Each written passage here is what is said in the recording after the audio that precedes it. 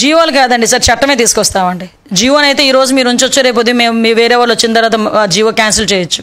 So జీవోలు కాదండి, చట్టాన్నే తీసుకొస్తున్నాం. చట్టం తీసుకురావడానికి కూడా మేము రెడీగా ఉన్నాం.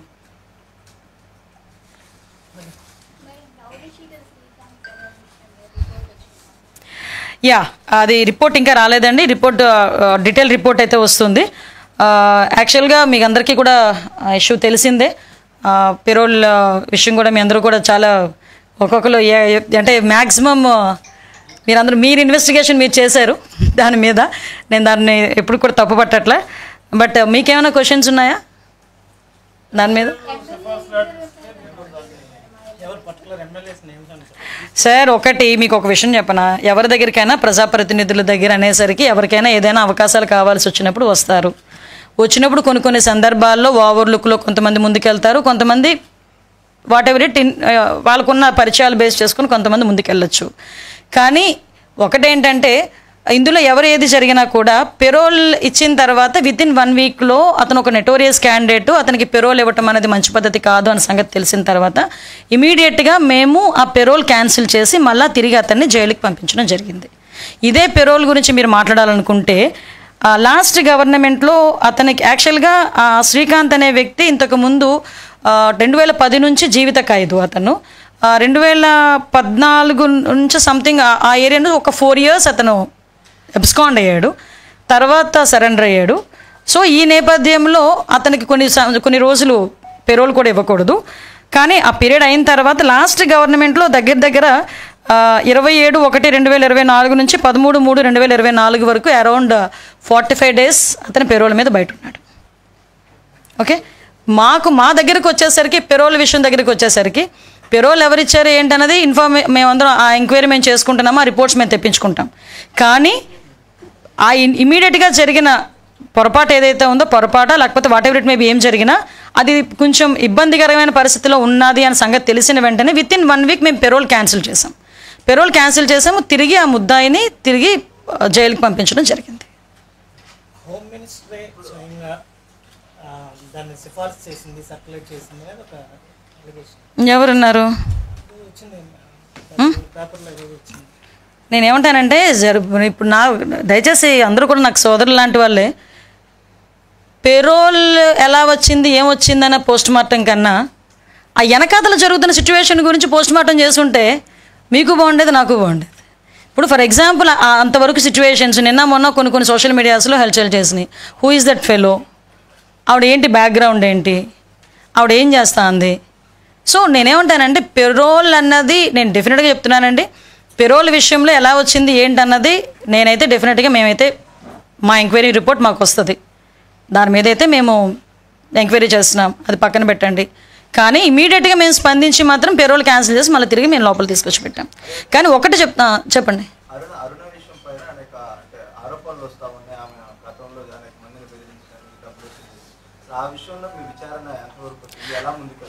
యాక్చువల్గా ఇక్కడ ఒక మాట చెప్పాలండి.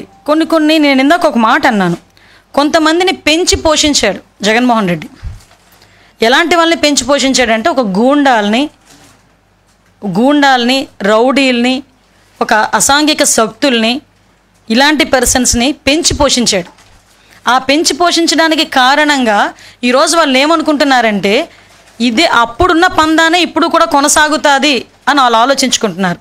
కానీ రౌడీలకి, రౌడీ గ్యాంగులకు కూడా చెప్తున్నా, అసాంఘిక శక్తులకి, రౌడీలకి, రౌడీ గ్యాంగులకి, రౌడీ షీటర్స్కి, వీళ్ళందరికీ కూడా ఒకటే చెప్తున్నా, ఇంతకుముందు గవర్నమెంట్ కాదు, మీరు ఎలా పడితే అలా డ్యాన్స్ చేస్తాము, ఎలా పడితే అలా ఉంటాము, ఇంతకు ముందులాగే మేము ఇంకా బ్లాక్మెయిల్స్ చేస్తాము, ఇంతకు ముందులాగే బెదిరిస్తాము ఆఫీసర్స్ని, ఇంతకు ముందులాగే బ్లాక్మెయిల్ చేస్తాము, మేము కట్టడిలో తెచ్చుకుంటామని చెప్పుకోవడానికి ఇంతకు ముందు గవర్నమెంట్ జగన్మోహన్ రెడ్డి గవర్నమెంట్ అనకూడదు, కానీ ఒక అవినీతి గవర్నమెంట్. అందులో మీరు పెంచి పోషించి బయటకు రావచ్చు. కానీ ఇది ఎన్డీఏ కూటమి, ఇక్కడ ఉన్నది చంద్రబాబు నాయుడు గారు ముఖ్యమంత్రిగా. ఇక్కడ ఇలాంటి ఆటలు ఎట్టి పరిస్థితుల్లోనే సాగవు. మేము క్లియర్గా చెప్తున్నాం, ఇలాంటి అసాంఘిక శక్తుల్ని ఎలాగ అణచగొట్టాలో చంద్రబాబు నాయుడు గారికి వెన్నతో పెట్టిన విద్య. ఒకనొక టైంలో ఫ్యాక్షనిస్టులని, నక్సలిజాన్ని ఎలాగ అదుపు చేశారో మీ అందరికీ కూడా తెలుసు. ఈలో పెద్ద ఇష్యూ కాదు. కానీ వీళ్ళు ఏమనుకుంటున్నారంటే తుల్లి పడుతున్నారు, మమ్మల్ని ఏం చేస్తారులే అని మాకు తిరిగి టాస్క్లు ఇచ్చే పరిస్థితుల్లో వాళ్ళు ఉన్నారు. సో అటువంటి వాళ్ళని ఎట్టి పరిస్థితులను టాలరేట్ చేసే ప్రసక్తి లేదు. ఇటువంటి అసాంఘిక శక్తులు ఎక్కడెక్కడ ఉన్నాయో కూడా మేము కూడా ఎంక్వైరీ చేసుకుంటున్నాం. ఇటువంటి వాళ్ళు ఎక్కడెక్కడ ఉన్నారో కూడా మేము కూడా ఎంక్వైరీ చేసుకుంటున్నాం. ఎంక్వైరీ నేపథ్యంలో అటువంటి వాళ్ళందరి మీద కూడా ఉక్కుపాదం మోపుతాం. ఒకటి, మాకు పీస్ఫుల్గా ఆంధ్రప్రదేశ్ ఉండాలి, ఆంధ్రప్రదేశ్ ప్రజలు ప్రశాంతంగా ఉండాలి. అది మా ఎజెండా. భరోసాగా ఇవ్వాలి. శ్రీకాంత్ పైన ఎలాంటి చర్యలు ఉండబోతా ఉన్నాయి? ఒకటి. రెండోది, ఒక ఖైదీగా ఉండి అతను చేసిన కొన్ని వీడియోస్ మీరు బయట వచ్చి చూసారు. వాటి మీద ఎలాంటి విచారణకు ఆదేశించారు? దీనిలో ఎవరైనా అధికారులు ఉన్నారా? వాళ్ళు ఉంటే వాళ్ళపైన ఎలాంటి ఏమంటే దీని మీద క్లియర్ కట్గా ఇన్ఫర్మేషన్ అయితే తెప్పించుకుంటున్నాము. ఎంక్వైరీ అయితే వేసాము. ఎంక్వైరీ రిపోర్ట్ అయితే రెడీగా ఉంది. వాళ్ళు కూడా ఇవ్వడానికి సిద్ధపడ్డారు. విషయం ఏంటంటే, వాట్ ఎవర్ ఇట్ మేబీ, అతను హాస్పిటల్కి వెళ్తున్నప్పుడు, మొన్న ఈ వీడియోస్ వచ్చినాయి కూడా, అతను ఏదో హాస్పిటల్కి వెళ్తున్నప్పుడు ఇది యాక్సిడెంట్ జరిగింది. యాక్సిడెంట్ నేపథ్యంలో అతను ఒక హాస్పిటల్లో జాయిన్ అయ్యారు అన్నది వచ్చిన ఇన్ఫర్మేషన్. ఆ హాస్పిటల్లో ఎట్టి పరిస్థితుల్లోని ఎవరైతే ఎస్కార్ట్ ఉన్నారో ఆ ఎస్కార్ట్ అయితే పొరపాటు ఉంది. ఎవరైతే ఎస్కార్ట్ డ్యూటీ చేశారో ఆ అఫీషియల్స్ మీద కంపల్సరీగా ప్రభుత్వపరమైన చర్యలు ఉంటాయి, డెఫినెట్గా ఉంటాయి.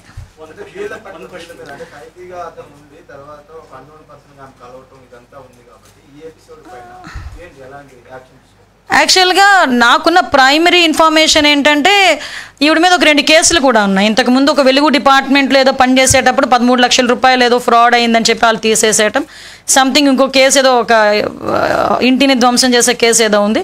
ఫర్దర్గా కొన్ని మా పరిధులు మాకున్నాయి. మా ఎంక్వైరీ మాకు జరుగుతుంది. ఏదైనా కూడా ఎంక్వైరీ రిపోర్ట్ని బేస్ చేసుకొని కంపల్సరీ కఠిన చర్యలు తీసుకుంటాం.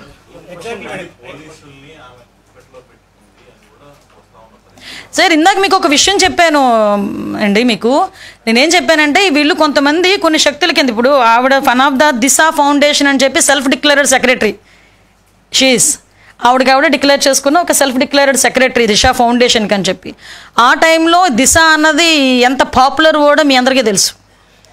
19 to 24 దిశ అన్నది ఎంత పాపులర్ వర్డ్ మీ అందరికీ కూడా తెలుసు. లేని చట్టాన్ని తీసుకొచ్చి చట్టం ముందని చూపించి పోలీస్ స్టేషన్లు కట్టించేసి డిఎస్పీలు పెట్టేసి రకరకాల హంగామాలు చేశారు. అదే దిశ పేరుతో ఈవిడ చేస్తున్న మోసాలు ఆ రోజు నుంచి మొదలైనవి అన్నది మాకు వచ్చిన ప్రాథమిక విచారణలో భాగంగా. దీనిలో భాగంగానే మీరు అన్నట్టు ఎంతమంది పోలీస్ ఆఫీసర్స్ ఇందులో ఇన్వాల్వ్ అయ్యి ఉన్నారు, ఎంతమందికి ఇందులో ఇన్వాల్వ్మెంట్ ఉంది, ఎవ్రీథింగ్. ఎక్కువ రోజులు అవసరం లేదు. వితిన్ 4-5 డేస్లో మాకు ఇన్ఫర్మేషన్ వస్తుంది. ఇందులోని ఎటువంటి సిచ్యువేషన్లోనైనా ఎటువంటి ఆఫీసర్నైనా మేము చర్యలు తీసుకుంటాం. అందులో బ్యాక్ స్టెప్ వేసే ప్రసక్తి లేదు.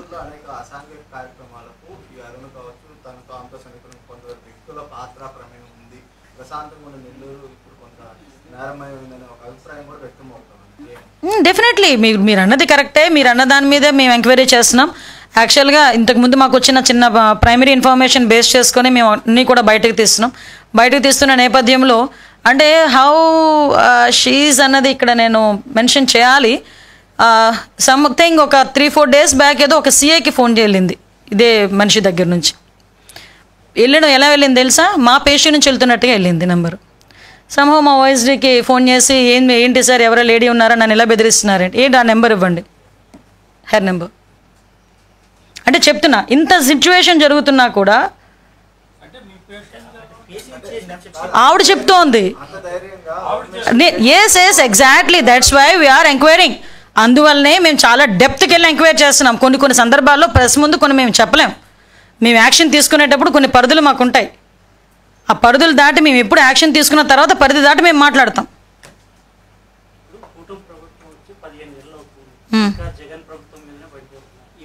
ఏం పడ్డామండి? ఎలిగేషనా ఇది వాస్తవాలా?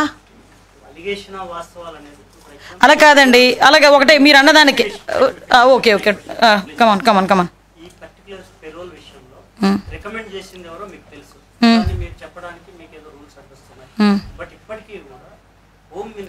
ఒక విషయం నాకు